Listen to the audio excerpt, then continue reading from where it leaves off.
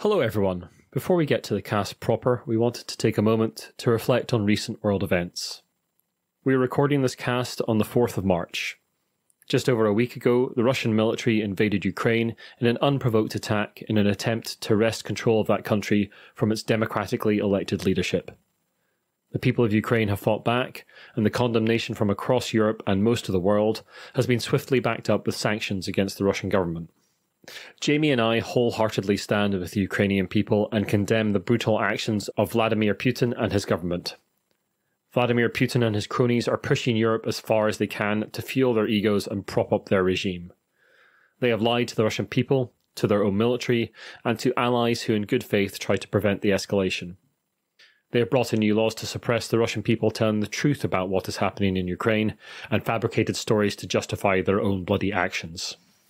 Our own government has failed to be as generous as other EU countries when it comes to accepting refugees from Ukraine and with support for the Ukrainian government and military. It is a stain on the country as a whole that Westminster drags their feet on helping these refugees as much as they possibly can. We hope that Russia can be pushed back, that the war in Ukraine can be brought to a reasonable conclusion. Our thoughts are with all those affected by this heinous action, and with all those who have friends, family and loved ones in Ukraine.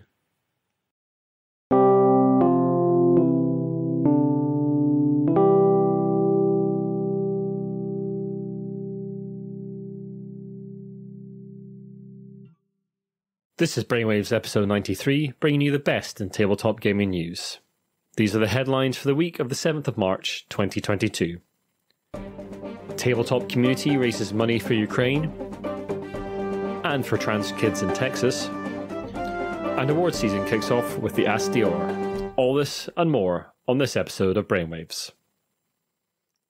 The tabletop hobby has rallied behind the Ukrainian people, and there are numerous companies that have put together ways to donate to the various charities that are supporting the country, and several big names have also cut ties or voiced their opposition to this illegal invasion. We're going to cover a few of those just now, and we're going to put as links to as many as we can find in the cast notes. We can't cover quite everything right now, so do check out the cast notes for ways to donate. Famed game designer Bruno Cathala, who has designed King Domino amongst many other titles, posted this to a Reddit, coming back from the recent International Games Festival in Cannes. And in order to share my support to the Ukrainian community, he is today taking two decisions. For still existing games, he's asking publishers to stop selling them in Russia. If they don't want or if they can't, he's asking them to clearly identify money coming from Russia in order to allow him to give an association supporting Ukrainian refugees that money. For coming contracts to him, he will be precise in his wording, which will be his games can be released worldwide except Russia. Stonemaier Games, publishers of Scythe Viticulture amongst other titles, have taken the following actions. They've cut ties with Russian localization companies. They are forgiving debts and payments from any of their Ukrainian partners. And they're donating $10,830 to Libereco to address the most urgent needs of the people in the immediate danger zone, to bring them medicine and bandages, to help them evacuate and to find temporary housing. The odd amount of money would have been the profit from a print run that was recently sent to Russia.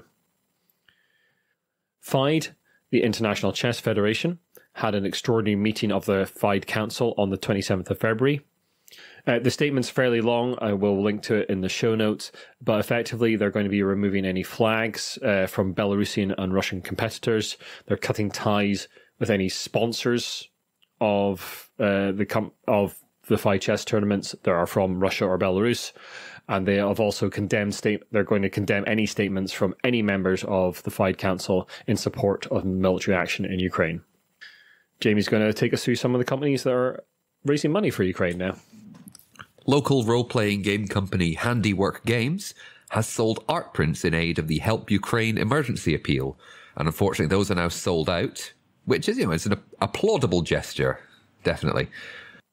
Portal Games, publishers of games such as the Detective series and Robinson Crusoe, have said profits from the 500 copies of the Polish edition of Mysterium are going to charities aiding Ukraine. The game is designed by two Ukrainian designers, Oleksandr Neveski and Oleg Sidorenko. Modiphius, purveyors of a wealth of intellectual property-based role-playing games, from Dune to Dishonored and Star Trek Adventures, have said a sale going on online through DriveThruRPG and their official site will have proceeds going to pro-Ukrainian charities. There are a wealth of more companies and organizations fundraising. We'll link them all in the show notes, so have a little look. Regrettably, the horrors in Ukraine are not the only terrible events being visited on the world right now. A recent bill passed in the state of Texas by Governor Greg Abbott gave the state permission to investigate parents for child abuse if they are giving their children gender-affirming care. Basically, that means if you have a trans child and are doing right by them, you can be prosecuted by the state. This is unbelievably horrible. Although the law has been passed by the state, the Biden administration plans to resist the move, and various organizations are coming together to block this new law. The law has already resulted in the start of a prosecution against one family, but it is our understanding that as of the time of recording, that has now been blocked. Our community is exceptionally caring and generous, and many have expressed their distress at the events in Texas. To try and help, some have put together a tabletop RPG bundle to raise money for the Transgender Education Network of Texas and Organización Latina Trans Texas. At the time of writing, this bundle amounts to just under 300 games for about $5 on itch.io. We at the Giant Brain believe that trans rights are human rights, and that this is a great way to support the work these charities are doing in Texas.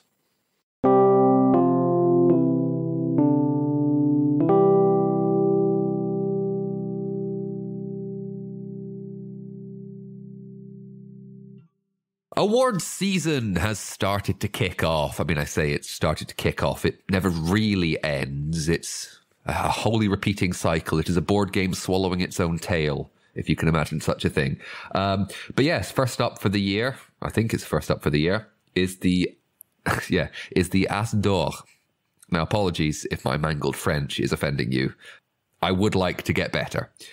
It is the Golden Ace Award, which is awarded at the Cannes International Games Festival.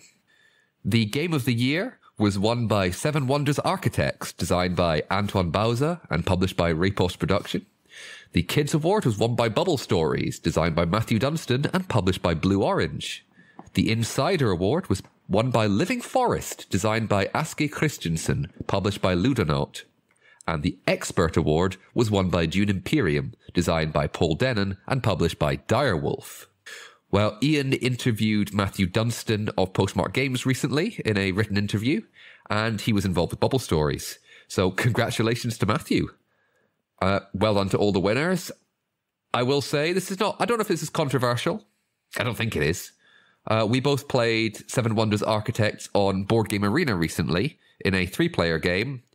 I know both of us were not we didn't really enjoy it, let's put it that way. Now, that might be... I found it quite dull. Now, that might be because we played it online. Yeah, and we've only played it once. And we've only played it once. We played it online. And this is not an official review. No, this is Ian's first impression, and kind of my first impression. I've been very lukewarm on the entire Seven Wonders series, but that's me personally. I mean, I think Jules' great. I never really liked the original Seven Wonders. I've really gone with it, but I think Jules' fantastic. The Architect just is almost too much of a simplification for me. Jules does some clever things that sort of ape the drafting mechanic of the main game.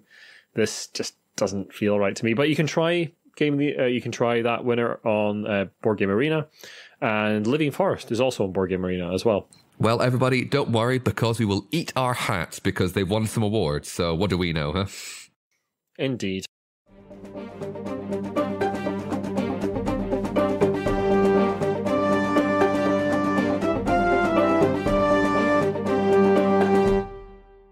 I won't take my awards Homburg off right now, because we've got some more awards news. The finalists for the Cardboard Edison Award have been announced. The Cardboard Edison Award is an award given out by the site Cardboard Edison to the best unpublished game. Now, this year there were 2 tracks, an in-person track and a digital track. The latter allows the games to be prototyped purely digitally, whereas the former obviously requires a physical copy to be mailed to the States and the judging panel. There are 10 finalists for each track, and the winners will be announced on the 30th of March. All finalists have already submitted a video overview of their game, along with a rulebook, but now will need to provide a working copy of their game. All the finalists will receive feedback on their pitches, with the eventual winners receiving a full assessment of the game from judges, and the feedback needed to take it to the next step. Now, obviously, there's 20 finalists, a lot of really, really good, interesting games being nominated. Great award, I gotta say. Yeah, and it's a fantastic site, Cardboard Edison. When I was running the Edinburgh playtest group, and for anybody who comes to me about playtesting, I tend to recommend Cardboard Edison as a good site for just resources about design and testing and just sort of information about like the actual sort of mechanics of publishing and how to go about that. Lots of really great advice, really great community around Cardboard Edison. Thoroughly recommend checking that site out if you've got any design publication aspirations. Phalanx Games is a company best known for history-inspired and inflected games, such as U-Boat, the World War II submarine simulation game, and Nanty Narkin, the Victorian-based reissue of Martin Wallace's Ankh-Morpork. In a recent post to their social media, the day before the invasion of Ukraine by Russian forces, they posted the following to their Facebook page with a picture of one of their games. History is happening right before our eyes. With Europe divided, you can simulate the current crisis at a strategic level and relive the events that led to it, the new Cold War, with Russia on one side and the EU and NATO on the other. Naturally, there was a bit of a backlash to this, and we were in the process of reaching out to Phalanx for comment when they posted this. Last week, on Wednesday, February 23rd, we used social media to show how our post-Cold War game Europe Divided could be used to simulate the situation in Ukraine and the events leading up to it at a strategic level. This was in line with how we have marketed the game historically, but it was very clearly a mistake on our part. The posts were made a day before the Russian invasion of Ukraine began and taken down as soon as we realised what was happening. On Wednesday, we still had high hopes the war would not break out. We should have been much more sensitive to the situation, and we should not have made such posts in the first place. We're deeply sorry. We're all very upset that this has happened. This is all very close to home for us, especially our team in Poland. Going forward, all the profit we generate from the sales of remaining copies of Europe Divided will be donated to Polish humanitarian action to provide direct aid, such as food and medical supplies, to Ukrainian refugees coming to Poland, the Phalanx team. Now, I personally don't like playing games about historical wars. I find the subject matter a bit insensitive personally, and it just doesn't gel with me. It is my understanding that those engaged with a lot of historical wargaming are usually very careful about how the games are presented. They're not tone deaf to the considerations of history. This was obviously a huge misstep from Phalanx Games. They have apologised. They're putting some money towards aid efforts. But don't do it again, Phalanx. That was just really, really stupid. What's that, Ian? Do you hear that sound? Oh yes, it's the sound of Pokemon again. The world of expensive rectangles of thin cardboard with sometimes with shiny bits continues to shock and amaze. This time around, it's once more a very rare Pokemon card that has broken records. And no, it's not a shiny Charizard from the first edition. A rare card called Illustrator has sold for $900,000 at Golden Auctions, making it the largest amount ever spent on a single card, beating another copy of Illustrator, which was in a slightly less good condition. The card was originally obtained through illustration contests in 1997 and 1998, held by Koro Koro Gaming Magazine in Japan. The card reads, "We certify that your illustration is an excellent entry in the Pokemon card game illustration contest. Therefore, we state that you are an officially authorized Pokemon card illustrator and admire your skill."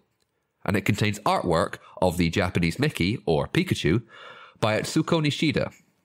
That's right, the card does absolutely nothing, just says that you are a good drawer. But hey, fair enough, 900,000 for it. I believe it's either 25 or 38 are in existence. Yeah, it's some very small number. Despite the pandemic, or perhaps because of it, tabletop games on crowdfunding platform Kickstarter have had another stellar year. There were 3,518 tabletop games on Kickstarter last year, raising a total of $272 million. Now, we were looking around to see if we could find out how much money Kickstarter had raised overall, so we could figure out what the percentage of this was, but haven't been able to track that information down as yet.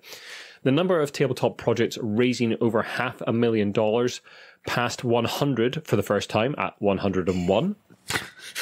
That is past 100. That is just past 100. That is just past 100.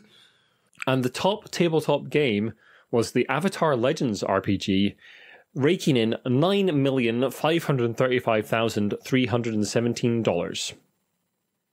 Another fantastic year for tabletop games on Kickstarter, massively surpassing the computer game market on that platform.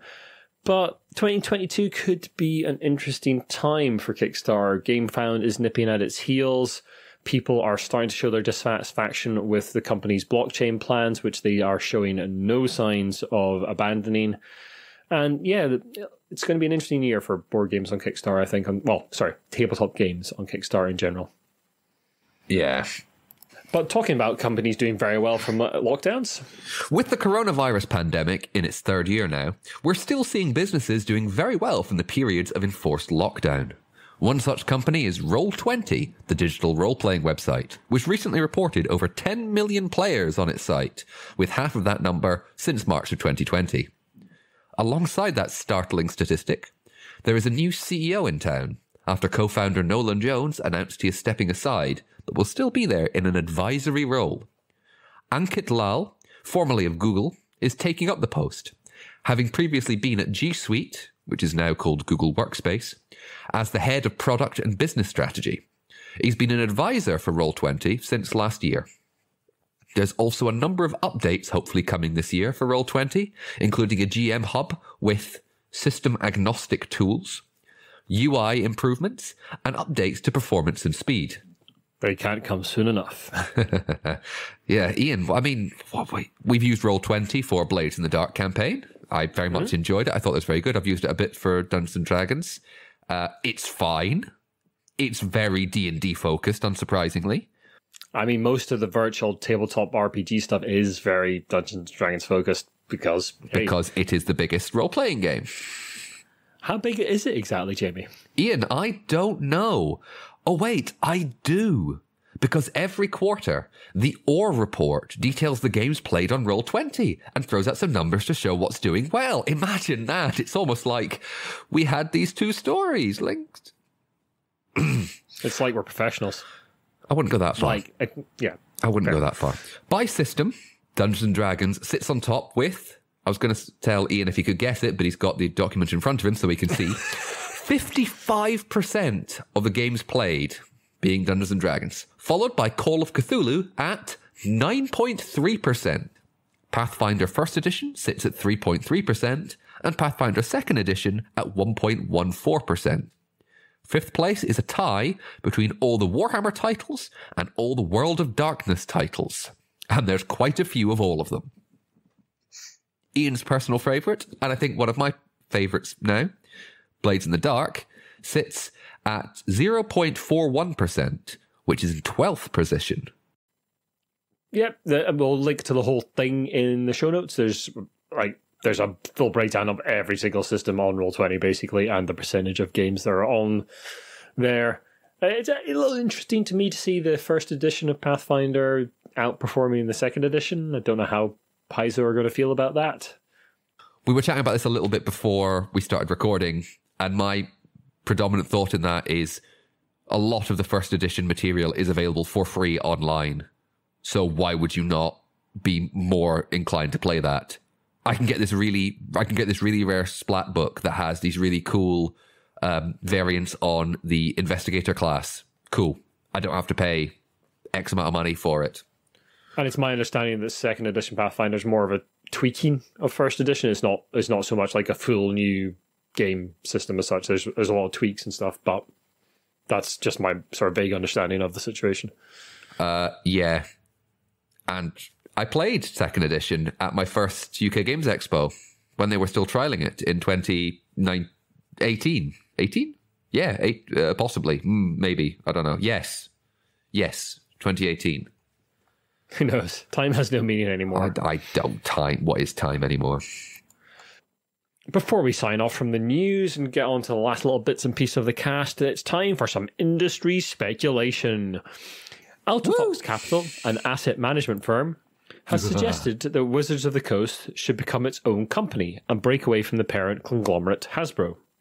Altifox, who owns 2.5% of the shares in Hasbro, called Wizards the hidden jewel of Hasbro. They've set up a website called Free the Wizards, where they set out their manifesto for the split. Seriously, Free the Wizards. Worth remembering too that the new CEO of Hasbro, Chris Cox, is the former head of Wizards of the Coast. I don't think this is going to influence his decision making, but you never know, it might. It might, and we have no stake in this because, of course, we are not wizards. But it's worth remembering that a lot of these companies that have done so well over the pandemic have had an almost literal captive audience. Yeah, Hasbro, absolutely. Wizards of the Coast, Games Workshop. Who are we just talking about? Roll20, that was it. I mean, no doubt, like some of the growth they've seen will hold. Yes, Maybe even go up a little bit, but the sheer explosive growth they've seen over the last couple of years is bound to slow down a little bit. yes. But for now, they're trying to attract investors. They're trying to grow. So yeah, this kind of speculation, as we've said before in this cast, this sort of speculation happens all the time in bigger industries. It's bound to happen as the board game industry grows. And I mean, a company like Wizards of the Coast. I mean, you know, heard of a thing called Magic the Gathering? They'll never catch on. No, Dungeons and Dragons, is it? Anyway, people we won't be splitting from are our lovely, lovely patrons. Thank you so much for continuing to support the cast, especially James Naylor and Shaun Newan, our executive producers. We'll link to all their bits and pieces in the show notes, and you can join them for only $1 a month to get an extended version of the cast, a monthly newsletter that Jamie and I send out telling you what we've been up to behind the scenes. And there are various other ways to support us on the site, including you can get dice from Metallic Dice Games, very nice metal dice, and you can get t-shirts from Sir Meeple with our logos and show your allegiance to either the site or Brainwaves or both by wearing a lovely, lovely t-shirt. Before we get out of here, before we get to the last bit of news, we'd just like to announce that Tabletop Scotland is back. I am certainly planning to go. It's probably going to be the only convention I get to this year. Tickets are going on sale from the 31st of March at 8 p.m. BST. The convention itself runs over the weekend of the 27th and 28th of August in Perth, Scotland. And I'm really, really looking forward to it. It's going to be great. I will not be behind the playtest zone this year because I'm not really doing that anymore. So I'll just have a chance to wander around, play games, chat to people. It's going to be really good. Looking forward to it a lot. Probably be there as well. It'll be good. And on the 29th of March at 8 p.m. in our Discord, I will be on stage with Mark Cook, who is the runner of Aircon. He's the head honcho of that convention. We'll be talking about all things convention organization, the growth of Aircon from a small gathering in his house to the staple of the UK gaming scene that it is now, how the pandemic has affected convention organization and especially demands for accessibility through online conventions, and how that has affected the way that Aircon has been arranged this year. Please do come along. You can ask questions live of my guest, Mark Cook, on stage, and we'll be putting that out as a podcast shortly after the recording as well. Smashing.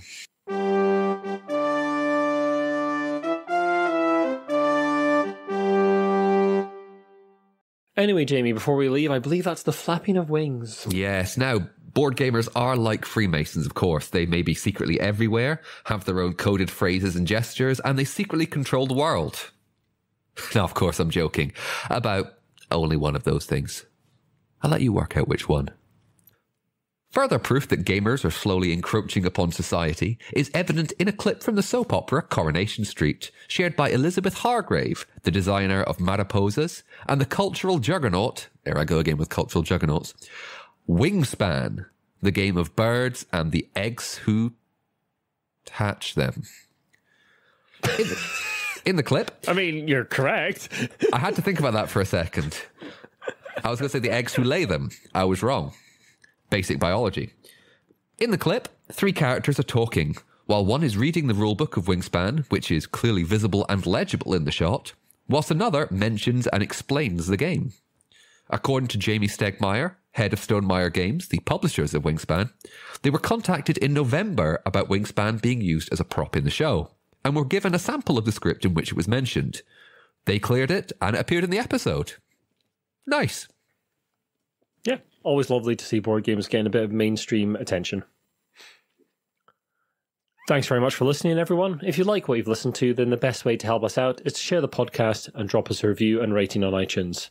You can also follow us on Twitter, Instagram, and Facebook. We mostly respond on Twitter these days. And if you'd like to chat to us behind the scenes and talk about the latest bits of news, you can join us on our Discord as well. There'll be an invite in the show notes. Our main website is giantbrain.co.uk. You can email us about any bits of news you'd like us to cover or any comments you have on the stories we've covered previously at giantbrainuk@gmail.com. Thanks very much. Bye-bye. Bye-bye.